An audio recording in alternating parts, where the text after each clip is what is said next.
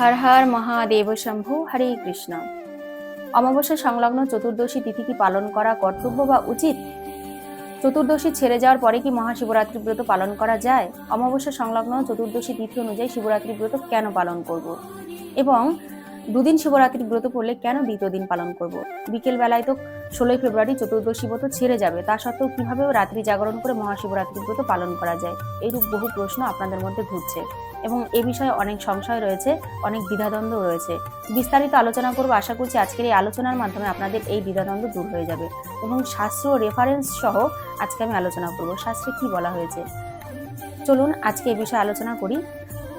হরিভক্তি বিলাসের চতুর্দশ বিলাসে এবং স্কন্দ পুরাণে শ্রী পরাশর মুনি নিজে বলেছেন যে এই অমাবস্যা যুক্ত চতুর্দশ তিথি অতি উত্তম এবং এই অমাবস্যা যুক্ত চতুর্দশী তিথি পালন করলে অধিক ফলপ্রদ হয় এবং ত্রয়োদশী বিদ্যা চতুর্দশী তিথি পালন করা শাস্ত্রে সম্পূর্ণরূপে নিষিদ্ধ রয়েছে। যেহেতু কৃষ্ণ ভক্ত যারা রয়েছেন তারা এই মহাশিবরাত্রি ব্রত পালন করেন, সেই কারণে তারা ত্রয়োদশী বিদ্যা চতুর্দশী তিথি না পালন করে অমাবস্যা যুক্ত এই চতুর্দশী তিথি পালন করবেন, কারণ পরাশর মুনি শাস্ত্রে নিজে মুখে বলেছেন।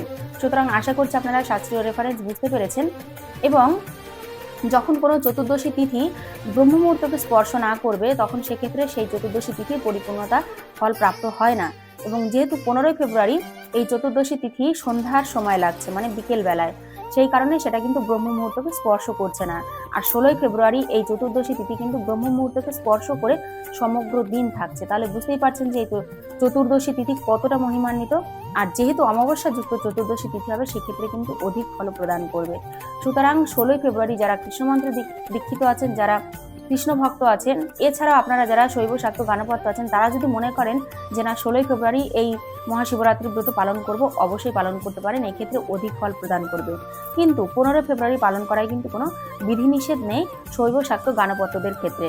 সুতরাং আপনাদের যারা শৈব শাক্ত গানপত্য আছেন তারা অবশ্যই 15 ফেব্রুয়ারি পালন করতে পারেন, কিন্তু যারা কৃষ্ণমন্ত্রে দীক্ষিত আছেন, কৃষ্ণ ভক্ত আছেন, তাদের ক্ষেত্রে কিন্তু 15 ফেব্রুয়ারি পালন করা যাবে না, কারণ ত্রয়োদশী বিদ্যাযুক্ত চতুর্দশী তিথি।